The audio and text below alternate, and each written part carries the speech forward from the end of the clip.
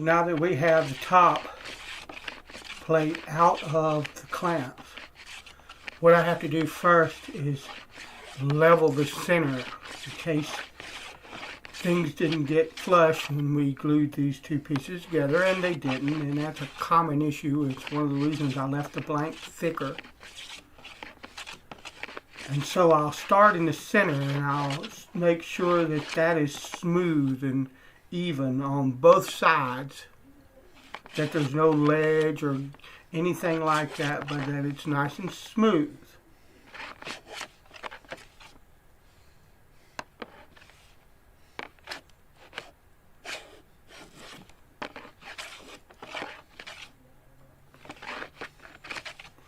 And then I work from the center out. And the reason I would do this is because when I book matched the top, resawed it, cut this top in half down the thickness and opened it up, that ended up with one side of the top having a grain that moves in the opposite direction to the other.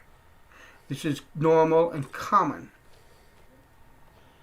And so I'll work from the middle out on each side first to begin to roughly thickness the blank or the top, and you'll see I'm flipping it now because I'm going to be planing in the direction of the grain on one side. So I need to do that. And now to finish the rough thickness of this, I'll come across the grain, across the top. And this is just a rough thicknessing because I still want room as I build to take it down to final dimension. And now it's time to take and mark out the shape of the body onto the body blank. And what I've done is I've made sure that it's centered on the blank. And then I'll take this fat magic marker and I'll mark the edge, the outline of the body shape. And I chose the fat marker because I want a lot of leeway when I begin to saw this out. And as a matter of fact, I will cut out on the outside of even these marks so that I have plenty of leeway to bring the blank down to the proper actual size of the body.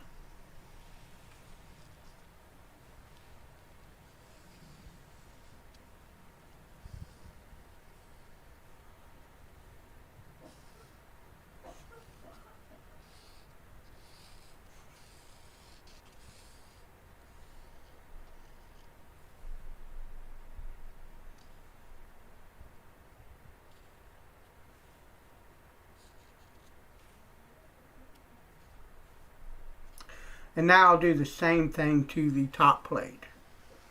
Mark out the shape of the body.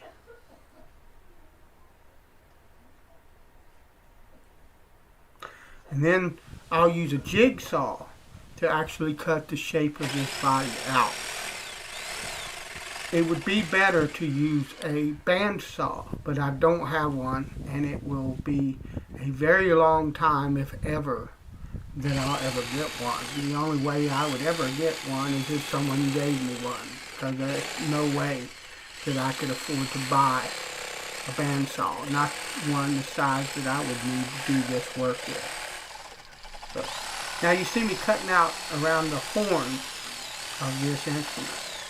When you use a jigsaw, as you try to cut curves, the blade flexes and it's not square to the top. The sides are not square to the top where it cuts. So what I do is when I have to cut curved spaces, I cut it out a little chunk at a time to kind of minimize that as much as possible.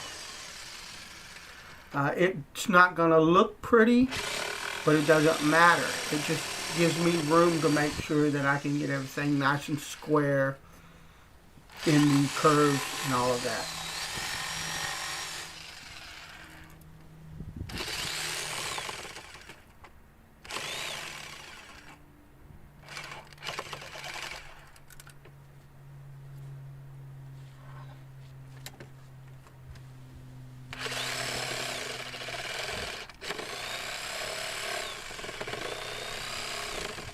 And I don't know if you can hear it, but there's a little bit of a whine in the background. That'll probably be on this audio overdub. There's nothing I can do about that. That is my actual laptop. For some reason, when I play this video and narrate over top of it, because I'm doing it basically in real time, the laptop makes that noise, and there's nothing I can do. So you might not even hear it.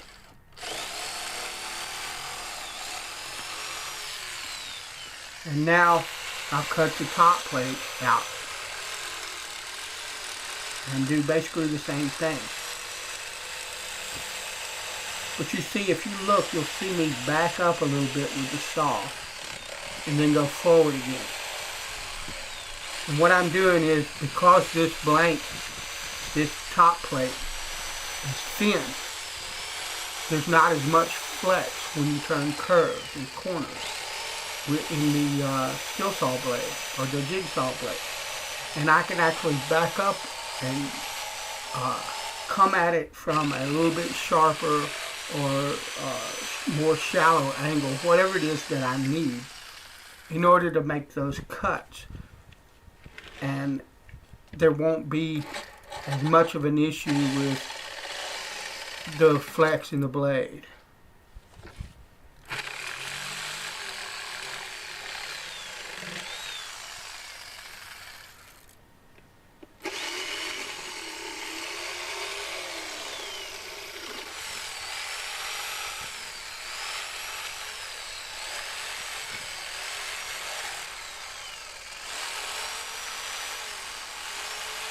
And so now I've got it cut out, and I need to glue it together now so that the top and the body become one piece.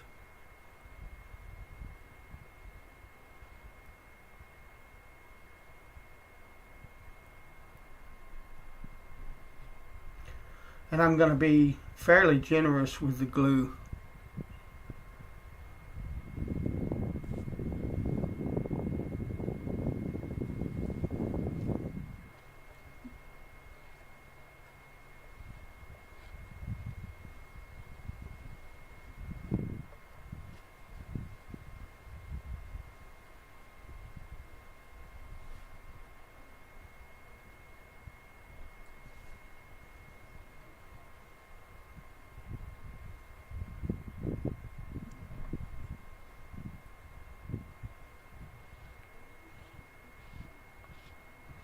And then what I'll do is I'll put glue on the other side as well. Like I said, I'm being very generous with the glue because I want this bond to be really good.